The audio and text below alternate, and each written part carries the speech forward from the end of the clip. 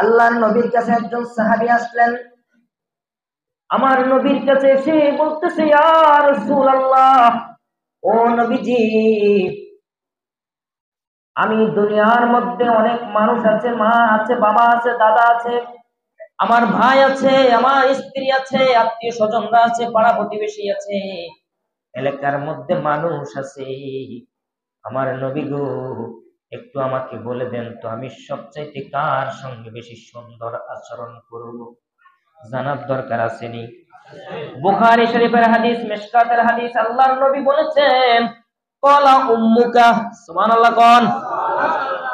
একটা বারের জন্য কোন প্রকার চিন্তা না করে ডাইরেক্টলি আমার নবী বললেন, তোমার মায়ের সঙ্গে সুন্দর আচরণ করো। সাহাবী বললেন, কলা সুম্মা মান, অতঃপর কার সঙ্গে? আমার নবী বললেন, তোমার মায়ের সঙ্গে। হুজুর, তারপরে কার সঙ্গে সুন্দর আচরণ করব? আমার নবী বললেন, কলা উম্মুকা, তোমার মায়ের সঙ্গে সুন্দর সুন্দর আচরণ করো। হুজুর, তারপরে কার সঙ্গে সুন্দর আচরণ করব? আমার নবী বললেন, কলা আবুকা, সাহাবীরে, তারপরে তোমার বাবার সঙ্গে সুন্দর আচরণ করো। আরো জোরে বলেন না সুবহানাল্লাহ। মায়ের কথা তিনবার বললেন, খেয়াল করেন কেন তিনবার বললেন, একটু মনোযোগ।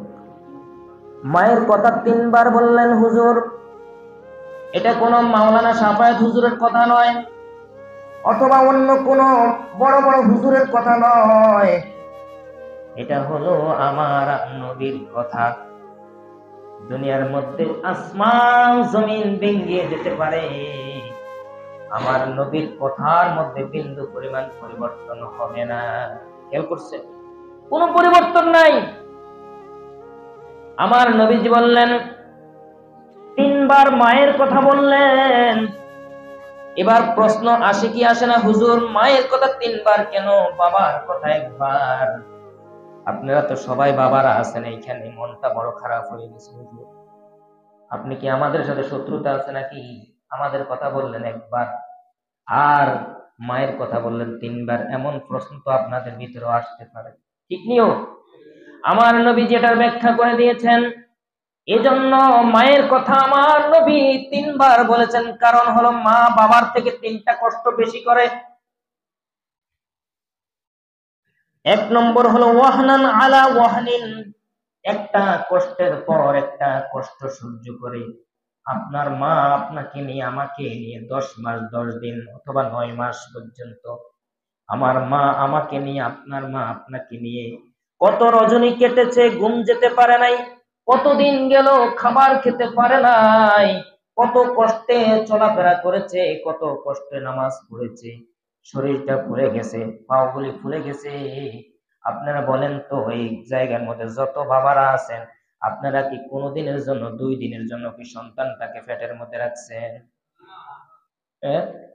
রহমতুল্লিল আলামিনের বিচারের মধ্যে কোন প্রকার সন্দেহ আসেনি? আরে জোরে কোন, কোন প্রকার সন্দেহ নাই। আমার নবী বললেন, তোমার মা তোমাকে 10 মাস পর্যন্ত গর্ভ ধারণ করেছেন। এই ব্যাপারে আল্লাহ বলেছেন, এই গর্ভ ধারণটা কোনো সাধারণ বিষয় নয়।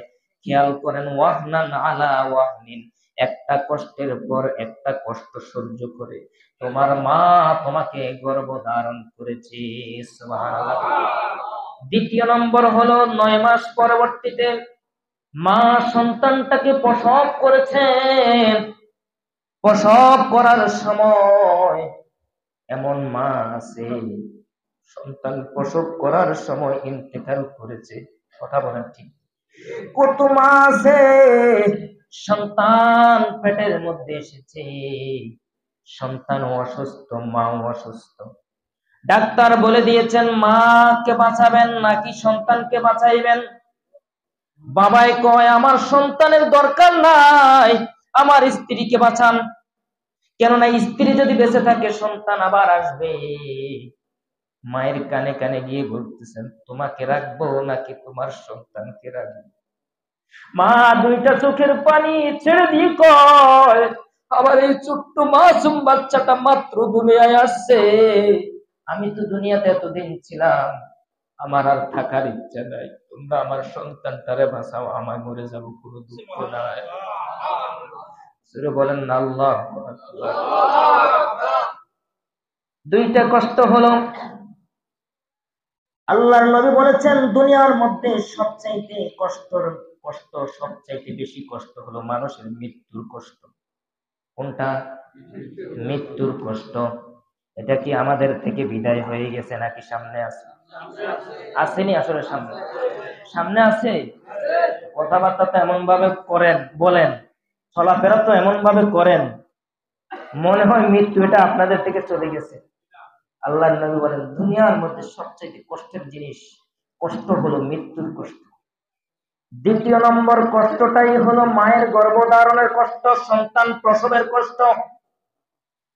হায় রে কত কষ্ট, মা জানে আর আমার আল্লাহ জানে। আপনি বাবা হয়েও জানেন না, আমি বাবা হয়েও জানি না মায়ের কষ্টটা কত বেশি, কথা বলেন ঠিক নেই। এজন্য দুইবার গেলাম। 3 নম্বর হলো ওয়াফিসালুহু ফি আমাইন। আল্লাহর কথা আমার কথা নয়। আল্লাহ বলেন তোমার মা তোমাকে একদিন নয়, 2 দিন নয়, 2টা বছর পর্যন্ত দুধ পান করাইছে, যেটা একদিনের জন্য, 1 মিনিটের জন্য কোনো বাবার পক্ষে সম্ভব সম্ভব সম্ভব নয়। এজন্য আমার নবী বলেছেন কলা উম্মুকা কলা উম্মুকা কলা উম্মুকা কলা সুম্মা মান কলা আবুকা। 3 বারের পরে বললেন, আল্লাহর নবী বললেন তোমার বাবার সাথে তুমি সুন্দর আচরণ করো। সুবহানাল্লাহ।